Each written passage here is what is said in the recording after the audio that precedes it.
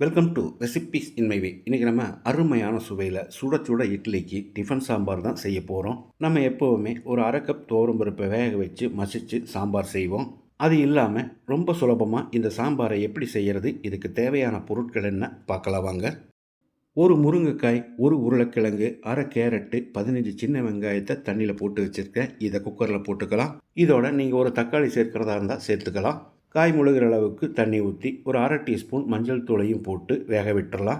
இந்த காய்கறிகள் தான் சேர்க்கணுங்கிறது இல்லை, சாம்பாருக்கு போடக்கூடிய எந்த காய்கறி வேணாலும் உங்கள் விருப்பம் போல் போட்டுக்கலாம்.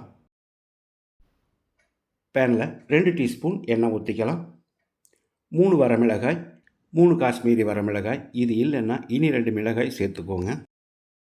1 டேபிள் ஸ்பூன் மல்லி, 1 டேபிள் ஸ்பூன் துவரம்பருப்பு, அரை டேபிள் ஸ்பூன் கடலைப்பருப்பு, 5-6 மிளகு, அரை டீஸ்பூன் வெந்தயம், அரை இன்ச் அளவுக்கு ஒரு சின்ன துண்டு பட்டை. இதை கண்டிப்பாக சேர்க்கணும். பட்டையை உடைச்சி போட்டுக்கலாம். அளவான தீயில் ஒரு 2 நிமிஷம் வாசனை வர அளவுக்கு வறுத்துக்கலாம். கறியிடக்கூடாது.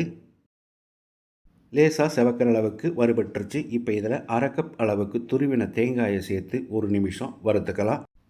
ரொம்ப நேரம் வறுக்க வேண்டாம், 1 நிமிஷம் வறுத்தா மட்டும் போதும். இந்த அளவுக்கு வறுபட்டது போதும். இதை எடுத்து பிளேட்டில் கொட்டி ஆற வச்சிடலாம். காய்கள் பாதி அளவுக்கு வெந்திருக்கு. இப்போ இதில் ஒரு பெரிய நெல்லிக்காய் அளவு புளியை 1 கப் தண்ணியில் கரைச்சி ஊற்றிக்கலாம். 1 டேபிள் ஸ்பூன் உப்பையும் சேர்த்து கலந்து விட்டு மறுபடியும் ஒரு 5 நிமிஷம் கொதிக்க விட்டுடலாம். அப்போ தான் புளியோட பச்சை வாசனை போகும். நம்ம வறுத்து வச்சுருந்த மசாலா ஆறிடுச்சு. இப்போ இதை மிக்ஸி ஜாரில் போட்டு முதல்ல கொரகொரப்பாக அரைச்சி எடுத்துக்கோங்க. அதுக்கு பிறகு தண்ணி ஊற்றி பேஸ்ட்டாக அரைச்சிக்கலாம்.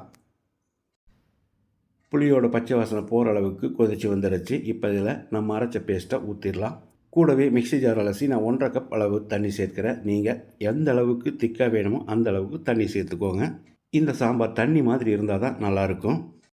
2 டீஸ்பூன் அளவுக்கு வெல்லத்தையும் போட்டுக்கலாம்.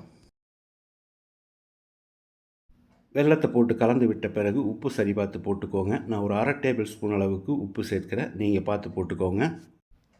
இப்போ குக்கரை மூடி ஒரு விசில் விட்டு எடுத்தால் மட்டும் போதும். ஒரு விசில் வந்து ப்ரெஷர் அடங்கிடுச்சு. இப்போ திறந்துடலாம். இந்த சாம்பாருக்கு ஒரு தாளிப்பு கொடுக்கணும். 2 டேபிள் ஸ்பூன் எண்ணெயில் 1 டீஸ்பூன் கடுகு, கருவேப்பிலை, 2 வரமிளகாய், அரை டீஸ்பூன் சீரகம், 1/4 டீஸ்பூன் பெருங்காயத்தூள், 5-6 சின்ன வெங்காயம் நறுக்கினதையும் போட்டு தாளித்து கொட்டிடலாம்.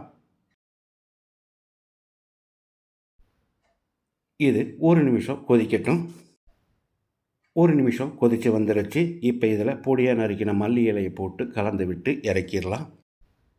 ரொம்ப சுலபமாக அருமையான சுவையில் மணக்க மணக்க நான் செஞ்சுருக்கிற இந்த டிஃபன் சாம்பாரை இதே மாதிரி இதே அளவுகளோடு நீங்கள் செய்து பாருங்கள். இந்த வீடியோ பிடிச்சிருந்தால் லைக் பண்ணுங்கள், கமெண்ட் பண்ணுங்கள், ஷேர் பண்ணுங்கள். சப்ஸ்கிரைப் பண்ணாதவங்க சப்ஸ்கிரைப் பண்ணுங்கள். மறக்காமல் பெல் பட்டனை கிளிக் பண்ணுங்கள்.